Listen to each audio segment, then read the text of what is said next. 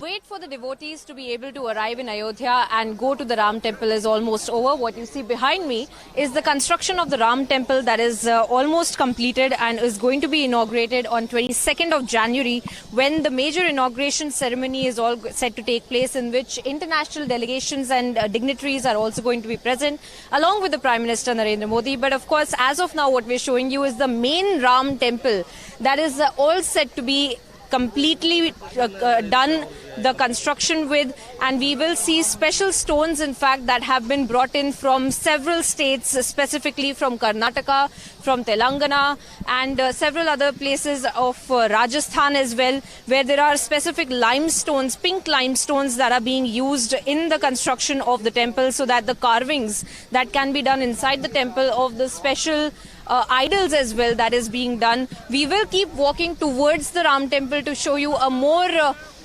more view of what exactly is happening inside the temple as far as the construction of the temple is concerned.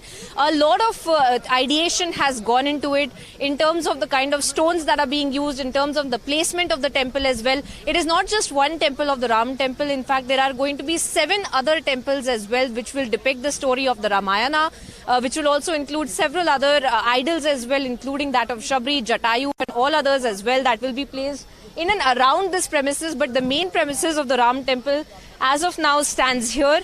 Of course, we will keep going towards the temple to show you a better view of how the temple is going to be standing tall. But of course, the main temple only is going to be completed by 22nd of January, post which we will see at least 7 to 8 months more for the other 7 temples that have also been planned that will be constructed in this particular. We have spoken to the people who were planning the entire temple, who were planning the entire architecture and how the stones will be brought in. But let's get in a word from the people who are bringing the stones in, putting the stones down, constructing the temple brick by brick. And these are the workers who are in fact joining us right now, who are in fact going to be speaking to us as well, and we will try to get in a word from them.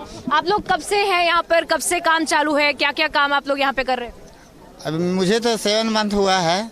7 month में हम लोगों ने देखा है कि ज़मीन से जो कार्य शुरू हुई थी, अब लगभग तैयारी की ओर में है हम लोग। आप लोग क्या काम करते थे यहाँ पे?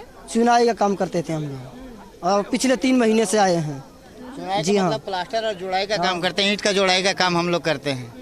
किस तरह से पूरा हमने देखा है बनते हुए, क्योंकि यहाँ पे पहले नींव यहाँ पर रखी गई, पहले काफी सारा यहाँ पे काम नहीं हो पा रहा था, नींव रखी गई, अब पूरा मंदिर अब बनने को तैयार है बस, और पूरे जो डिवोटीज हैं जिनकी आस्था है वो सब यहाँ पर आना चाहते हैं। जो यह अवसर मिल पाया है कि मंदिर बना है, और जब हम आए थे यहाँ पर लगभग 200 फीट नीचे से ज़मीन को खुदाई करके सारा मिट्टी को हटाकर उसके बाद नींव को तैयार किया गया है, और अब लगभग तैयारी की ओर हम लोग पहुँच चुके हैं। राम जी का मंदिर तैयार हो चुकी है, और हम लोगों में बहुत ज़्यादा खुशी इस बात की है कि हम लोगों ने अपने अपने जिला से यहाँ पर आकर कार्य कर रहे हैं। अपने अपने जिला से। आप बताइए, आप भी काफी खुश लग रहे हैं, किस तरह से यहाँ पर काम हुआ है?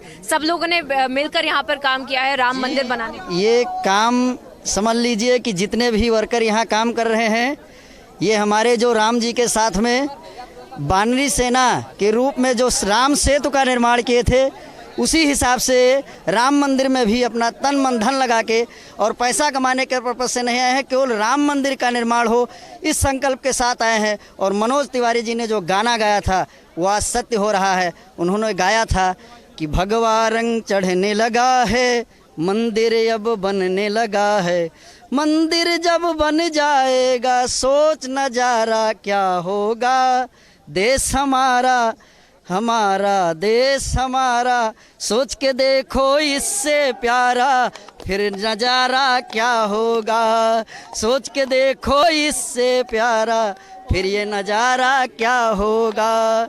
बहुत बढ़िया, बहुत बढ़िया। आप लोगों ने पूरा मिलकर यहाँ पर काम किया है, शुरुआत से काम किया है, तो मतलब इंथुसियाज्म भी उतना ही होगा, जोश भी उतना ही होगा कि अब खत्म होने आया है। हम लोगों को कोई थका महसूस नहीं होता है, चाहे दिन भर मुझे मिट्टी में भी काम करना पड़े या कोई भी मेहनत का काम करना पड़े, थका बिल्कुल महसूस नहीं होता है। और रात को सोते हैं तो नींद इतना गजब की आती है कि जैसे लग रहा है कि मैं दवा खा के सो रहा हूँ, और वो दवा है केवल राम नाम की दवा है। इसलिए पूरे भारतवर्ष के लोगों से मैं कहता हूँ कि 22 जनवरी को एक पुनः दीपोत्सव मनाकर और रामलला का प्राण प्रतिष्ठा में आप लोग सभी लोग सम्मिलित होइए, आइए दर्शन कीजिए। आप बताइए, आप भी खुश लग रहे हैं काफी, अपने आप को वानर सेना कह रहे थे काफी। बिल्कुल वानर सेना ही हम राम लला की और हमें तो परम सौभाग्यशाली मानते हैं हम कि हमें इस भूमि पे आने का काम करने का मौका मिला और प्रभु श्री राम ने हमें इस लायक समझा कि आपको यहाँ आके काम करना है और हम तो बिल्कुल वानर सेना की तरह प्रभु के आदेश पे काम कर रहे हैं। बिल्कुल यही उत्साह है और बस 22 जनवरी का इंतजार है कि हमारे प्रभु श्री राम अपने स्वयं के घर में विराजे। यही हमारी इच्छा है, यही हमारी पूर्वजों की इच्छा थी और आज हम उसको पूर्ण कर रहे हैं, तो हमें बहुत उत्साह है। सफर बस 22 जनवरी तक का है, 22 जनवरी खत्म होगा और वही उसी दिन पूरे सब लोग यहाँ पर देश भर से आएंगे देखने के लिए। थैंक यू सो मच हमसे बात करने के लिए।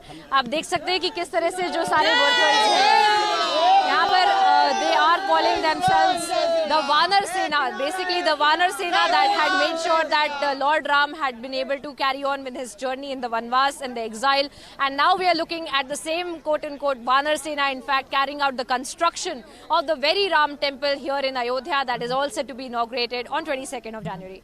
With video journalist Vipin Ori, I'm Priyanka Sharma.